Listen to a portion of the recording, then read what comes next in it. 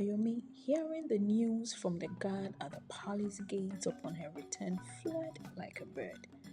Hello, friends, grateful for your support.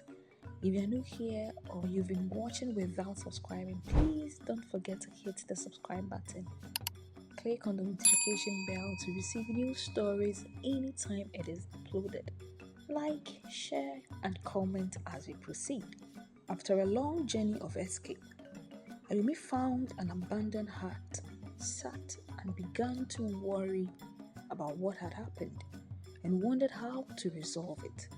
She went into the hut as night was drawing near to rest for the night while she decided what to do next. A servant from the camp of the goddess that visited the queen in her dreams showed up with a bottle of concoction and asked her to return home the next morning to apply it on Olakune's eyes to restore his sight. Make sure the bottle remains sealed until you are ready to apply the concoction, or else it will lose its efficacy, the goddess said. Ayomi did exactly as instructed. She grabbed the concoction and journeyed to the palace. Even though she was attacked by reckless men, she conquered. When she arrived at the palace, out of anxiety and excitement to rewrite her wrongs this time round, she slipped and the concoction poured out of the bottle. Gripped with fear, she hurriedly sneaked into her room in the absence of the queen and her sister Adeze, hoping for at least a pardon from them, because at this point she knew her actions had caused an innocent young man to go completely blind. When Adeze heard Ayomi had returned to the palace from the guards, upon her return, she joyfully reunited with her sister. Luckily, the kind-hearted man managed to get to Ayomi's room to look for her when he also heard of her return. But she hid herself behind the door quietly because she couldn't face him out of shame for her action. The kingdom was outraged, and Ayomi's actions were condemned. Queen Adaku, at her wit's end, summoned Ayomi to the palace court. When she returned to the palace, she instructed the team sent out in search of Ayomi to return with immediate effect. "Why do you continue to disgrace us, Ayomi?" the queen asked, her voice trembling with anger and sadness. Ayomi, for the first time, seemed remorseful. "I didn't mean for anyone to get hurt. I was just having fun." "Fun?" the queen echoed. "Your actions have consequences, Ayomi. You must learn that." As punishment, Ayomi was ordered to serve Olankule and help him with his healing work. Reluctantly, she agreed, not realizing that this would be a turning point in her life. While serving Olakune, Ayomi began to learn the value of responsibility and the impact of her actions. She grew fond of the blind healer and developed a deep respect for his wisdom. However, the kingdom had not forgotten her past misdeeds. In a bid to restore the family's honor, Kenadaku decided that Ayomi must marry Olakune. The news shocked Ayomi, and she vehemently protested. "I will not marry him. I did not intentionally make him blind. This is not right," Ayomi cried. But the queen was resolute. "A broken branch can still bear fruit. This marriage will be your redemption, Ayomi." Unakunle, ever the wise and compassionate man, accepted the queen's proposal. He saw a potential in Ayomi and believed that together they could build a new life. The wedding was a somber affair devoid of the usual celebration. Ayomi felt trapped, her spirit subdued by the weight of her past and the uncertainty of her future. Olakunle, though blind, sensed her turmoil and gently took her hand when they moved in together at Olakune's humble abode. "Ayomi," he said softly, "a journey of 1,000 miles begins with a single step. Let us take this step together." Ayomi looked at him and said, I don't deserve your kindness, Olakunle. I have caused you so much pain. We all make mistakes, Olakunle replied, but it is how we rise from them that defines us. As the days turned into months, Ayomi and Olakunle's bond grew stronger. Ayomi discovered a new sense of purpose in assisting Olakunle with his healing work. She learned the intricacies of herbs and remedies, her mischievous nature giving way to a newfound sense of responsibility. The people of Ara began to see a change in Ayomi. She was no longer the troublesome princess they once knew. Instead, she became a source of inspiration, her transformation a testament of the power of redemption. One day, as Ayomi and Olakunle were in bed, he said, Ayomi, you have come a long way. Your journey has just begun, but you have already shown great strength and resilience. Ayomi smiled, her heart swelling with gratitude. Thank you, Olakunle.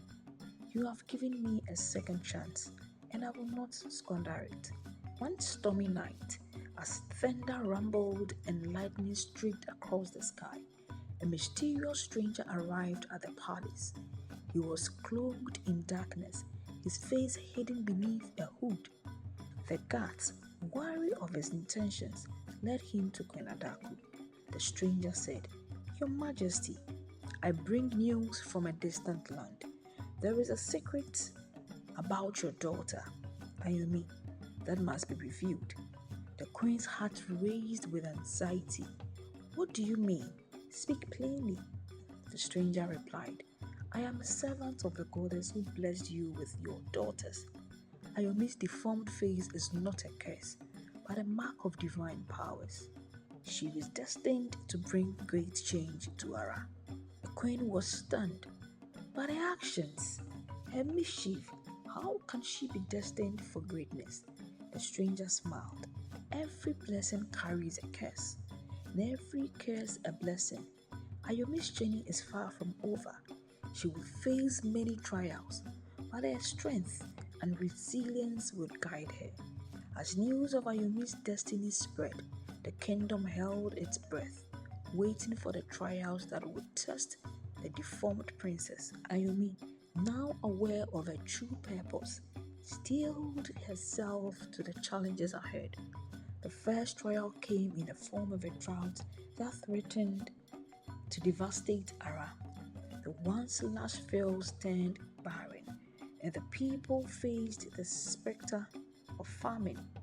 Ayomi, drawing on her knowledge of herbs and remedies, sought to find a solution.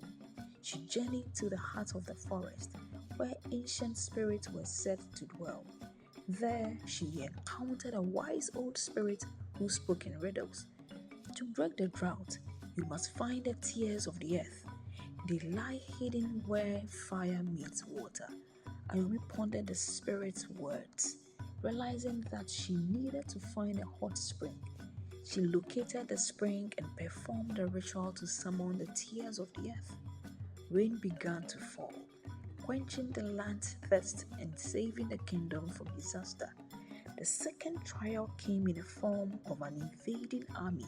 Intent on conquering Ara, the kingdom's defenses were weak, and the people feared their lives.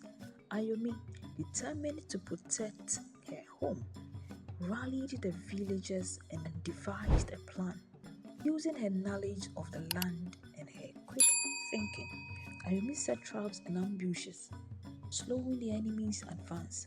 She led a daring night raid, infiltrating the enemy's camp and sowing chaos.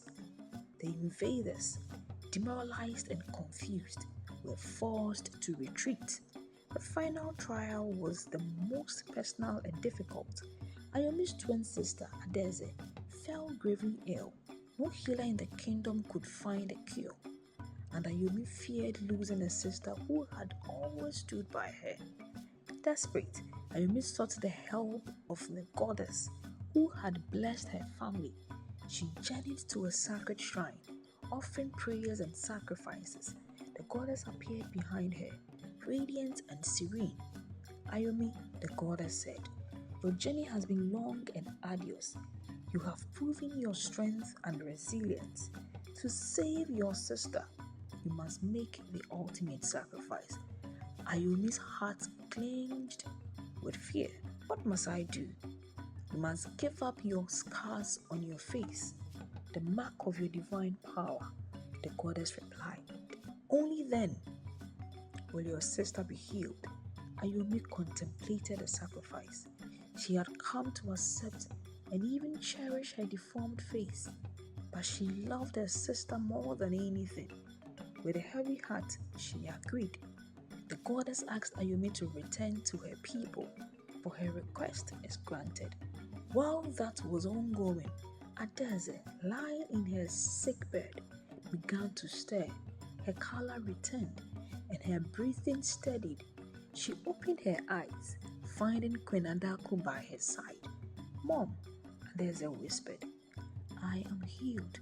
They both rejoiced and thanked the gods. Ayomi went to see her sister upon her return from the sacred shrine. They were happy to see each other, and Adeze thanked Ayomi for saving her life. Olakunle, ever by her side, said to Ayomi as she fulfilled her destiny, "A journey of 1,000 miles begins with a single step." He reminded her, "And you have taken many steps, Ayomi." Ayomi's sacrifice marked the dawn of a new era in Ara. The people, inspired by her courage and selflessness, rallied behind her. She became a beloved leader, guiding the kingdom with wisdom and compassion. Queen Adaku, her heart filled with joy and gratitude, said to her daughters, "The gods have truly blessed us. We have faced many trials, but we have emerged stronger." Years passed, and Naomi's legend grew. She was no longer just a deformed princess. She was a symbol of resilience and redemption. Her story was told and retold, a beacon of hope for her generation to come. The kingdom of Ara flourished under her rule, a testament of the power of love, sacrifice, and the belief that even the most cursed among us can carry the greatest blessings. And so, the tale of Ayomi, the deformed princess, became a cherished part of Ara's history, a reminder that every curse carries a blessing, and every blessing a curse.